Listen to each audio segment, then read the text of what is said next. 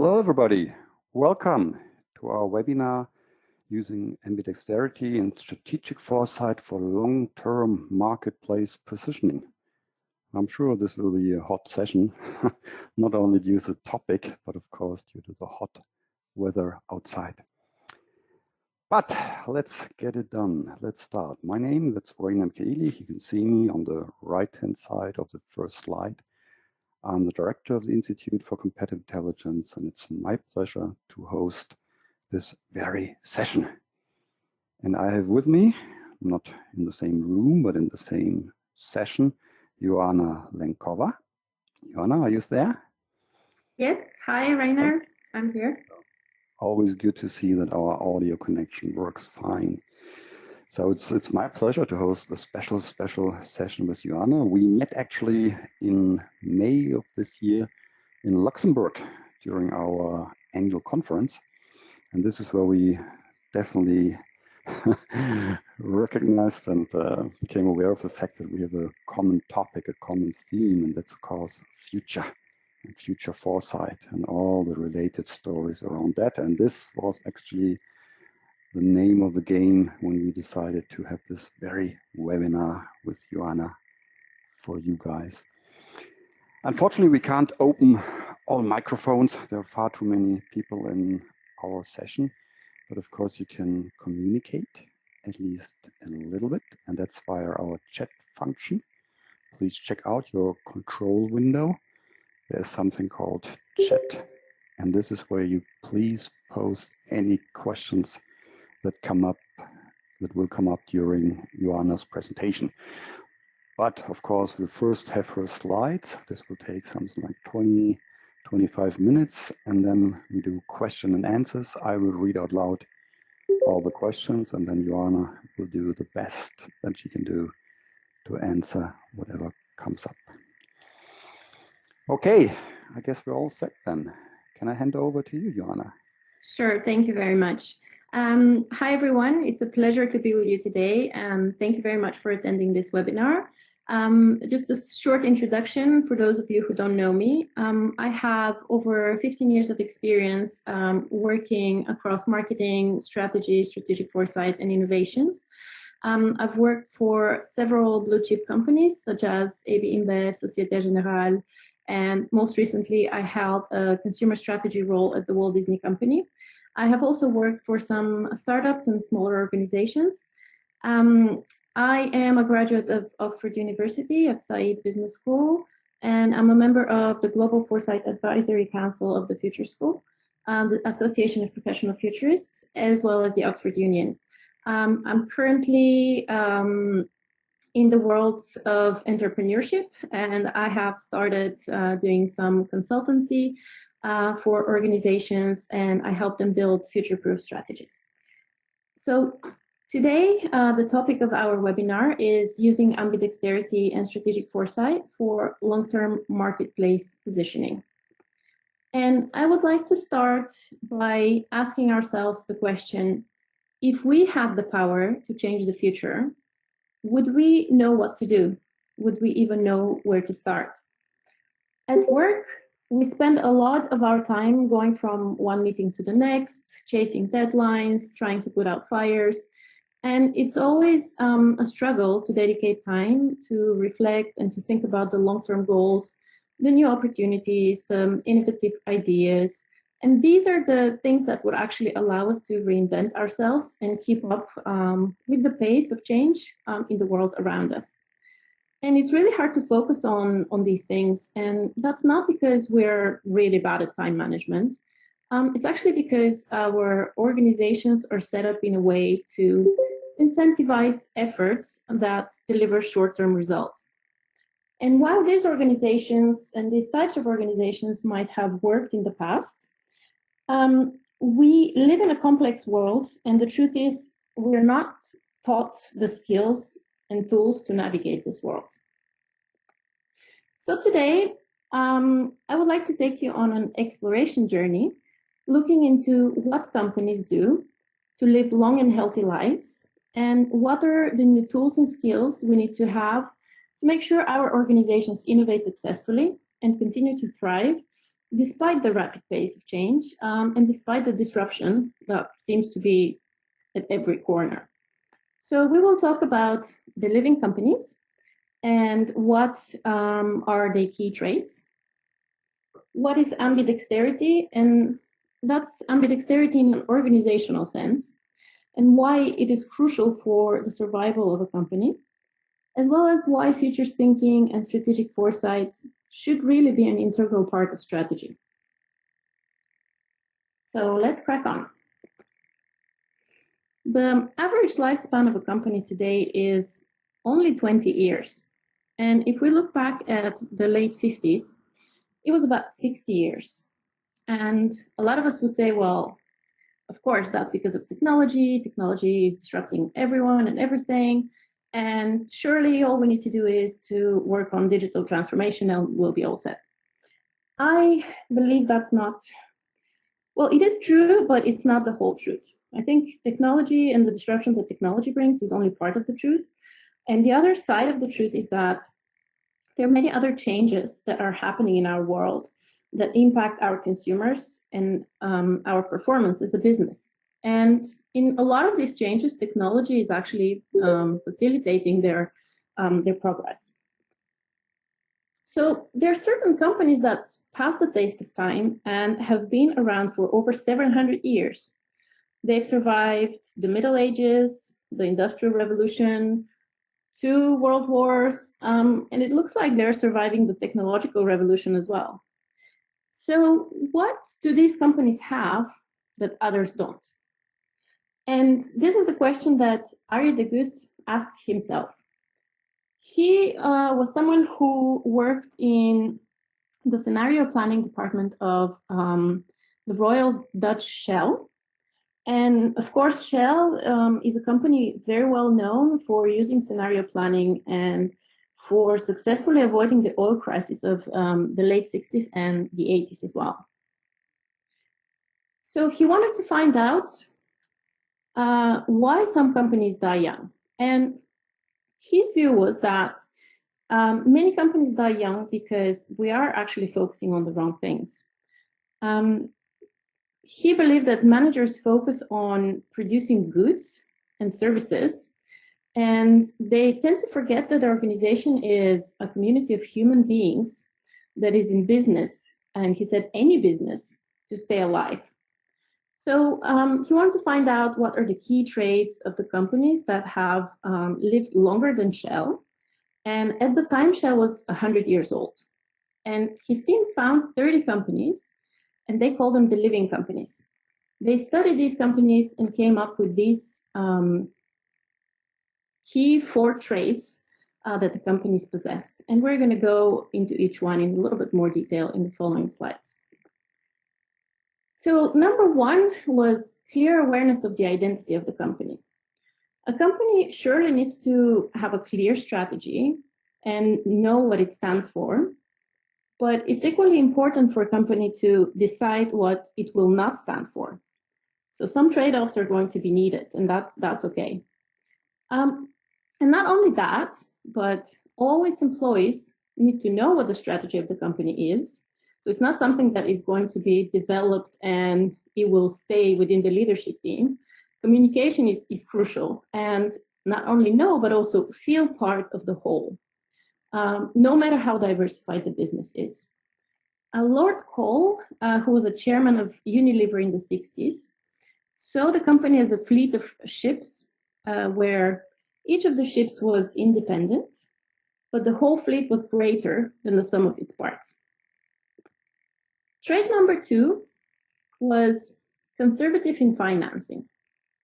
So knowing the power of money and the independence that money can provide, especially in times where there is a lot of uncertainty. Surely this is a trait that could be very helpful and beneficial. Trait number 3 is the sensitivity to the world around. So we need to be good at learning, but we also need to be very good at unlearning certain traits and skills that no longer serve us. And we obviously have to relearn the new ones that are more helpful. And we need to be able to adapt quickly. And there's a quote by Bill Gates that I think very well illustrates that. Because sometimes we can be prisoners of our own success, because it's hard to believe that a business that is successful today may not be successful tomorrow. Trait number 4 is high tolerance to new ideas. As human beings, we naturally feel very uncomfortable when we face change and uncertainty. And not only that, but in our culture, we are very cautious and we tend to avoid risks. And truth be told, we are ashamed of failure. And unfortunately for us, innovation is key to the survival of our companies, and innovation goes hand in hand with certain risk-taking and a certain amount of failure as well. So we need to learn to tolerate and allow for some failure, and sometimes even celebrate it. And here is an example of celebration of failure with a museum of failure of innovation. Because sometimes if there's a failed idea, maybe it's just not the right time for this idea. Maybe in a couple of years, this idea will thrive, and maybe this idea could be used in a different industry or in a different way, for example. So I wanted to show you a couple of examples of failed ideas, which I can't hear you, but hopefully you're finding them amusing. So Colgate apparently launched its first and only beef lasagna dinner meal, Colgate, the toothpaste company. So that didn't work very well for them. But it is an item in the Museum of Failure. And Blockbuster, I think there are numerous case studies for the failure of Blockbuster. Unfortunately, they weren't able to see the opportunity beyond the success of their current business. And the current model just didn't work at one point in the future. And then there's Google Glasses, which is an example of a failure, but I would also say we have to consider sometimes that these failures are actually stepping stones for something else, for something better. So these are experiments that are needed and failures that are needed for us to get to a product or a service that is innovative and it actually works. So we do live in a VUCA world, and that is another term that, like a lot of other things from in the strategic world, come from the military, meaning volatile, uncertain, complex, and ambiguous. So we live in this new uncertain world, but our companies are kind of stuck in the past, and we are taught and we use the tools from the past. So we're not really equipped for this new reality. So how can we navigate this world? There is a legend of the Roman god Janus, who had 2 sets of eyes. So one of the sets was always looking at the past and learning from the past, and the other was always focused on the future. And this is how our organizations should behave as well.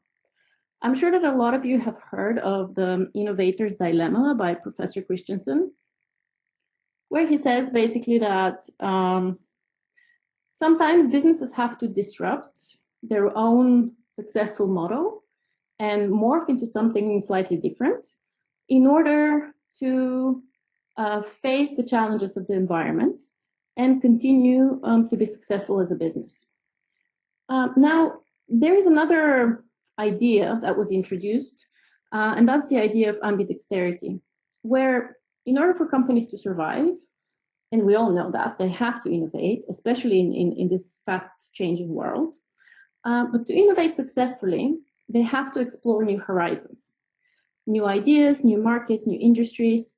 But at the same time, if you have a working model that is delivering return on investment and it's working now, you have to find the right balance between how much effort you're going to put into explore and making sure that the exploit model continues to work and to deliver this return on investment.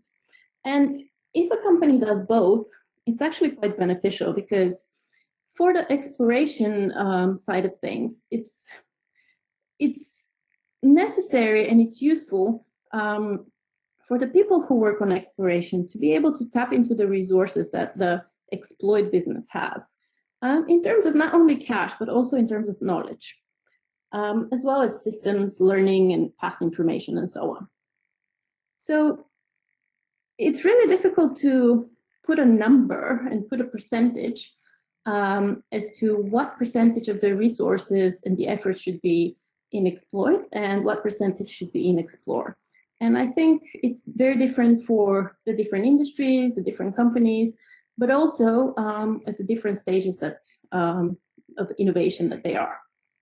So one of the most important things in achieving a good balance between exploit and explore, and in fact, having exploration at all, is the leadership support in a company. Because the two, so exploit and explore, would be managed in a very different way, and the expectations and measures of success for each would be very different. So management support and leadership is extremely important in managing the two successfully. And today, I have prepared 3 mini case studies for you. And I would like to go through each one of them and give some examples of the different ways some companies explore and how they're set up for successful innovation and for successful future. The 3 case studies are of all 3 of well-known companies. However, they're very different. They're from different industries, and some of them are, let's say, newly born disruptors. The other ones are more classical in terms of strategy and kind of older companies. So I would like to start with Google. Google has given the world numerous examples of how a company should innovate and how a company can disrupt many different industries, in fact.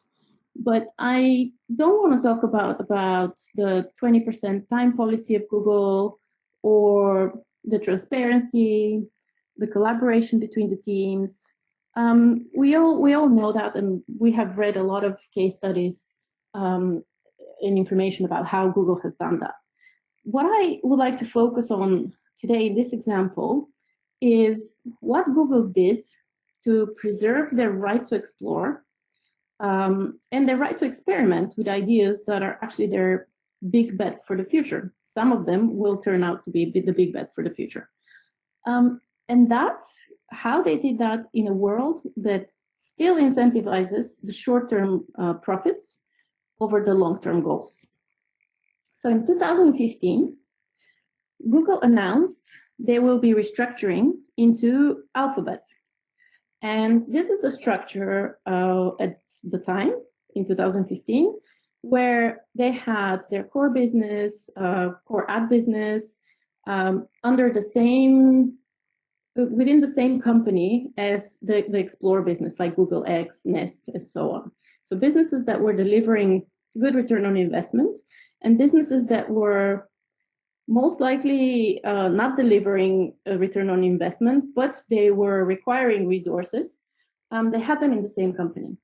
So what Google did is they announced this new structure where you can see all of the companies in yellow are, let's say, the exploit side of the business. These are the companies that have established working models today, and they're delivering good return on investment. They also represented 90% of the total revenues.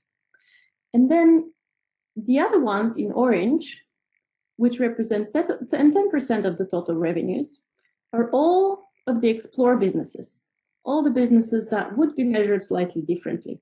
They most likely wouldn't be required to deliver return on investment today, but within several years, there will be more tolerance in terms of risk-taking and experimentation as well. And then the new company is called Alphabet. And everything is under the same umbrella. The other thing that I felt was very interesting about what they did is not only they restructured into Alphabet, but they also introduced unconventional dual stock structure. So they had A shares and B shares, and later on they even launched C shares. And the difference between the different shares was that some of them had 1 vote, others they held 10 votes, and C shares had, in fact, no voting rights. And that way, this ensured the freedom of the founders to take decisions with a long-term view.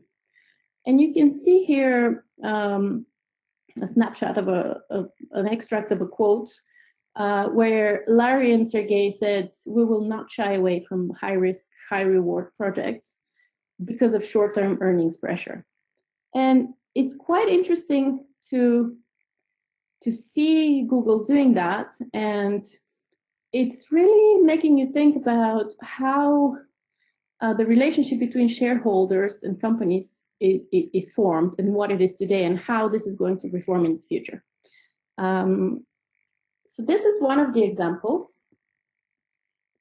The other example is of Walt Disney International.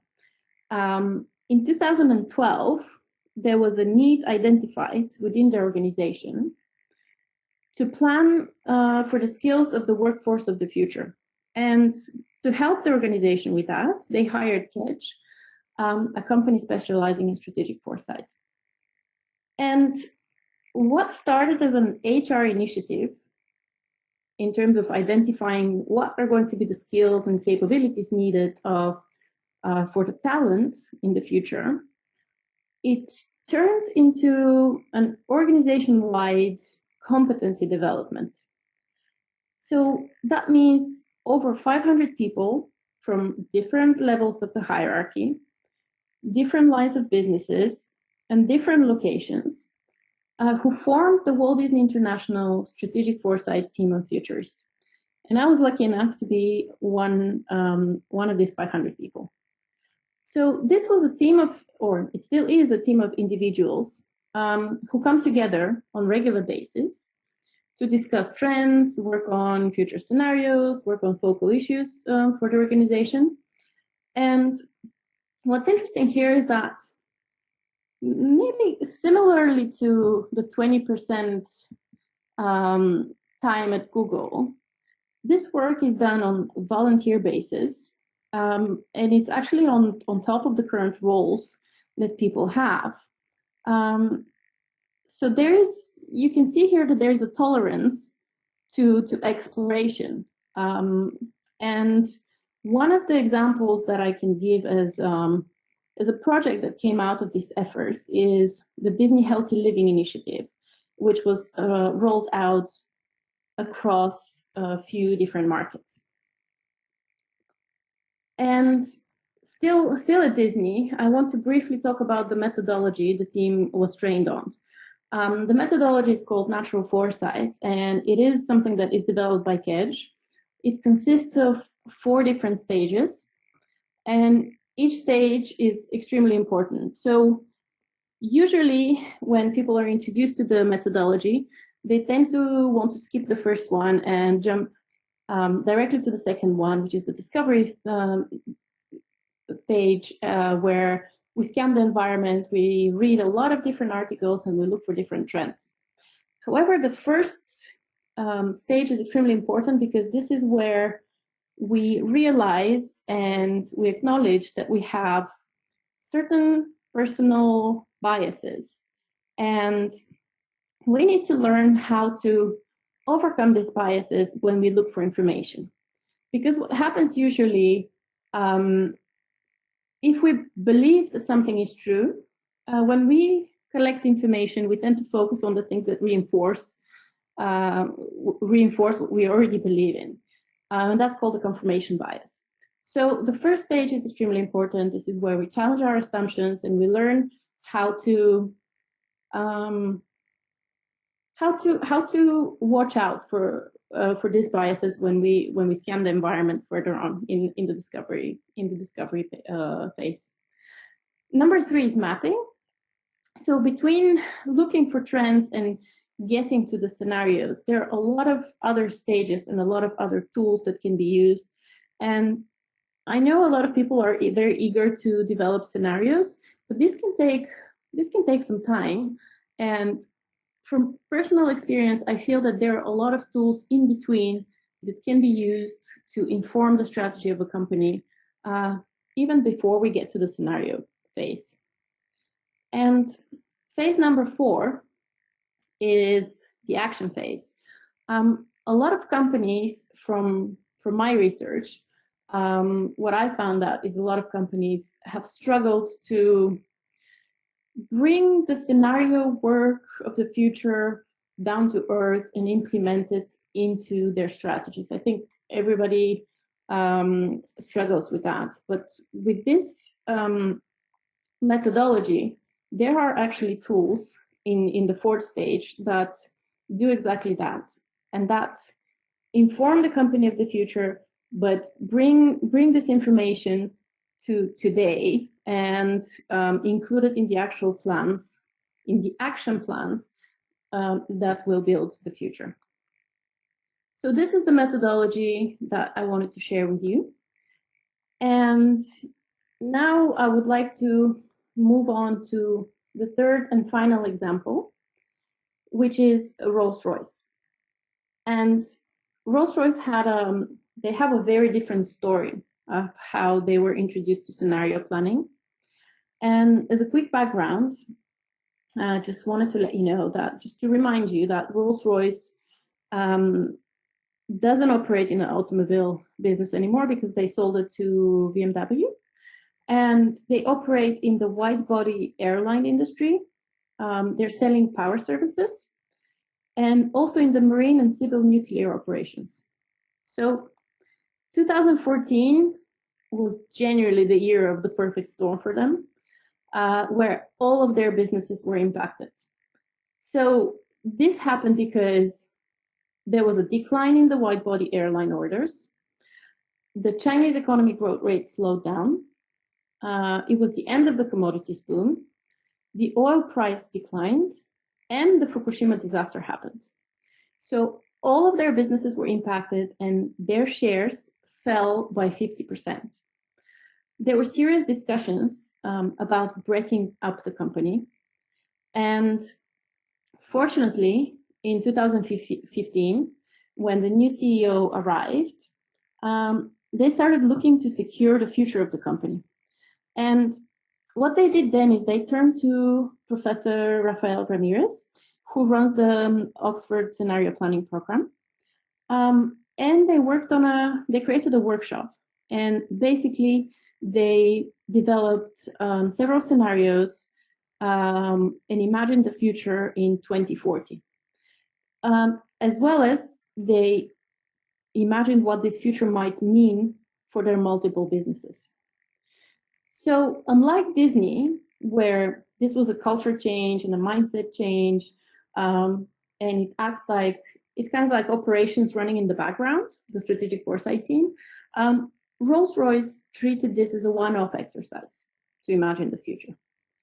But these scenarios that were developed back then are still used as a determining factor when investment decisions are being taken, and just to sense check the strategy when the strategy is created. So these were the 3 examples of how companies set themselves up for exploration, innovation, sustaining their long-term marketplace positioning, and for future success. I hope you found them useful. And I wanted to finish by reminding you that you do have the power to change the future. But that is if you take an active approach into shaping a future that you want.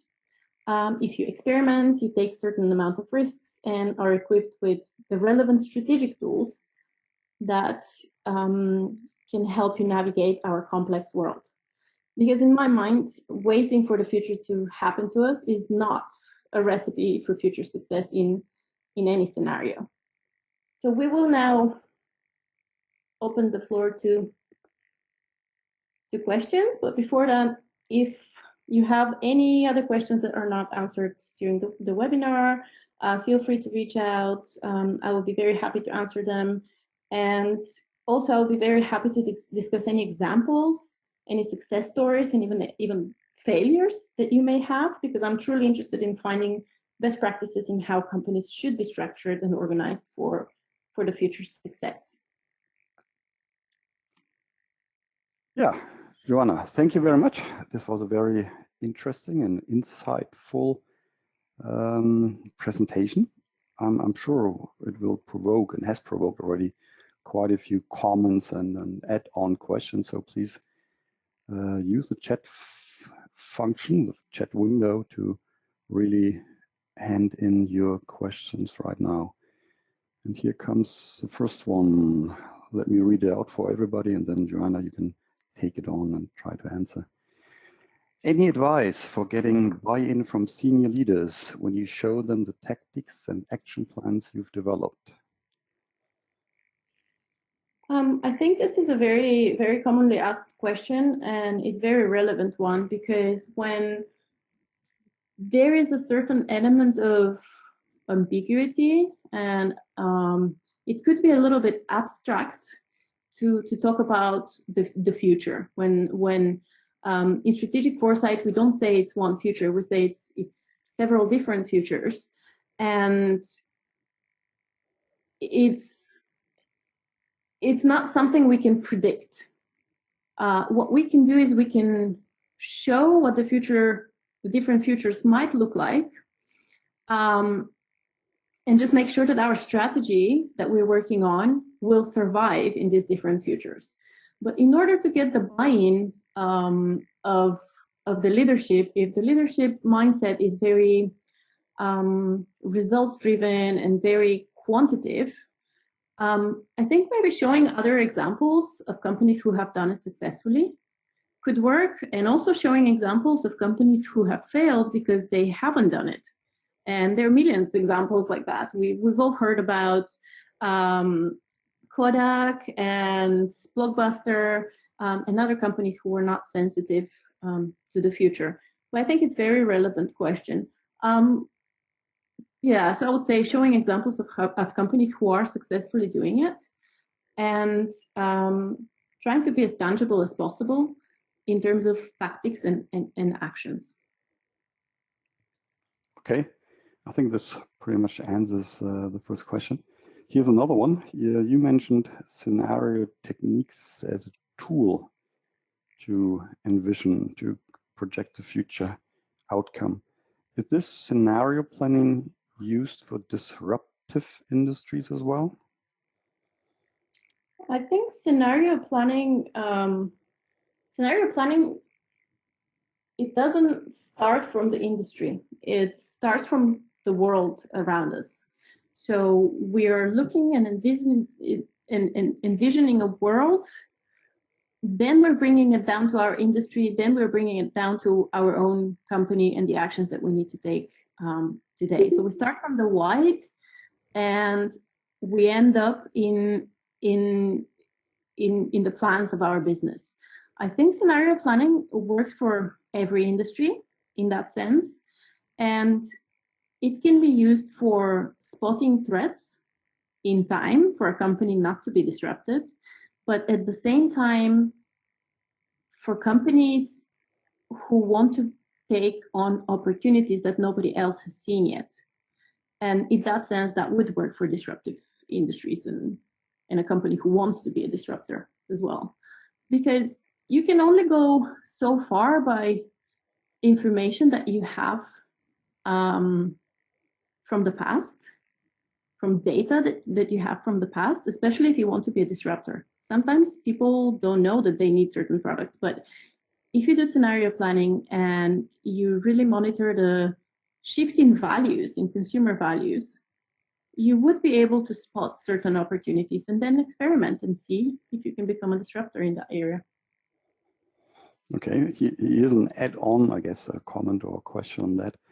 The three companies you presented, this was Google, Rolls-Royce, and Walt Disney, actually work in pretty different industries. So Google is pretty much a disruptor, very short-term, some of these product services, whereas Rolls-Royce is a long-term, long product life cycle industry to start with. But we know that even Google or Alphabet was not able to predict the future, as we've seen. And you gave this example from the glasses, for example, which was a failure, if you dare say.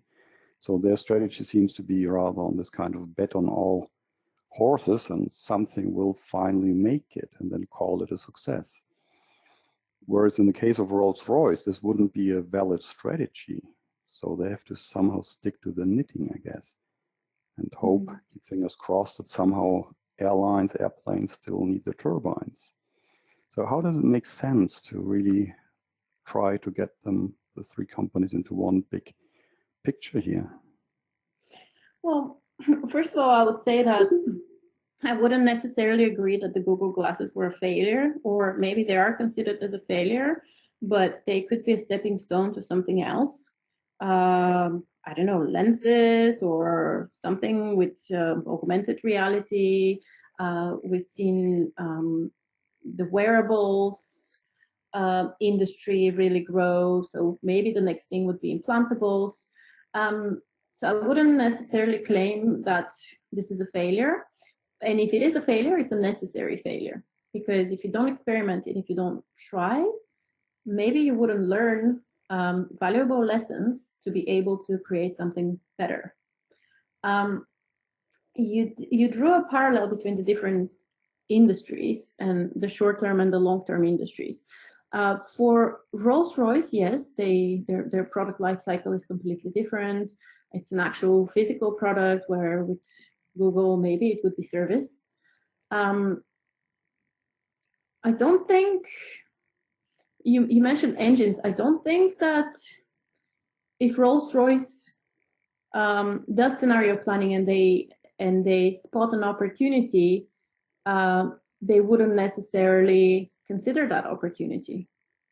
I think scenario planning works for all sorts of different industries. And for Rolls-Royce, it's just as important, as we have seen, because of the perfect storm that happened to them, that could have disrupted their business completely.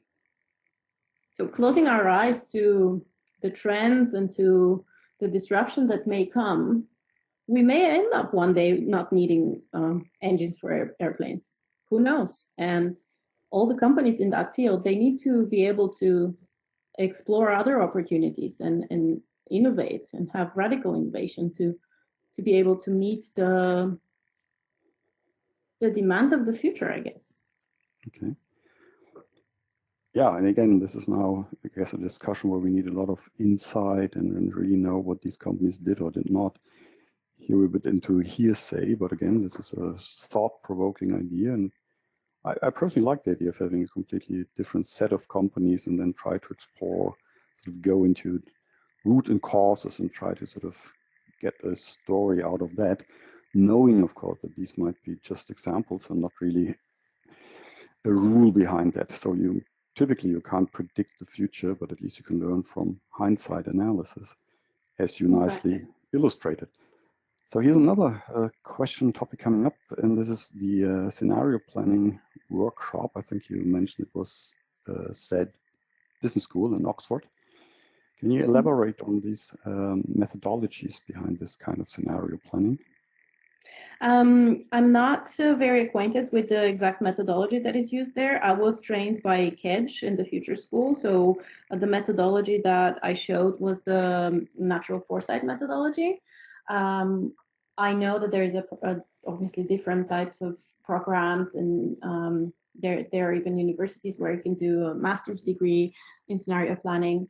So I'm not completely knowledgeable to be able to say the exact methodology that is used at Oxford. So I'm sorry. No, fair enough. I mean, this is definitely a very tricky question. But just if I could add, you seem to be very knowledgeable about this Rolls-Royce case. Did they publish anything about their scenario planning and how they use it now? There is a case study, and the source is included in my presentation, just like all the other examples. I have used publicly available information to share with you. So I'm happy to share the link to the case study where you can read about the Rolls-Royce case study as well. Okay, great. Yeah, I think we're almost done. So if anybody has any final remarks, questions, or add-on comments, please let me know. Of course, I have to do it to you, Joanna. What about the Brexit and all the uncertainty around that? It's such a nice example. I It is a know, lovely it's example. bloody joking here, but honestly, I mean, we're now 2 years into a process of kissing goodbye, of exiting from UK perspective, the EC, and how come that 2 months prior we still don't know what will happen or might happen, and we seem to be unprepared. Of course, some people have a plan B, hopefully in the drawer, but you know what I mean. I mean, we're talking about the future. We're talking about future foresight. And it's such a massive event beyond the kind of political agenda here. How come that we struggle? Well, I think that that is explained by the fact that we are not really organized and we're not really looking into the future long term. And that's why we're surprised. And also, there's an element of wishful thinking as well. Because I remember when, before the vote, I was extremely interested because I'm a fan of scenario planning and because I would like to know. I was very interested in what are the scenarios, what could happen if the vote is actually leave. So I, by kind of personal proactive, on my own, I started working on different scenarios, and that is actually quite short term looking at things because strategic foresight usually looks at 10 years plus into the future. But I use the same methodology to gather information and to think about what the impacts are going to be if the vote was to leave. And I, I feel that we don't want to believe certain things and we want to project a certain future because we don't think it is possible to happen. But this is a living proof that it is possible. And if we were looking at the trends that have been and the moods that have been arising around the globe, which are anti-globalization, nationalistic movements, even preserving the past, trying not to open up yourself to vulnerability by letting different people in or anything that is different, we would have seen this coming. And I'm sure a lot of people saw it coming. There were scenarios in the Financial Times, I know, because I was looking particularly for something to inform me of what the impact on the economy might be. And there were. So some people were looking at that. And some governments in the world are actively using scenario planning. The government of Dubai, they have a futures ministry, the government of Singapore. So there are a lot of nations that are forward looking.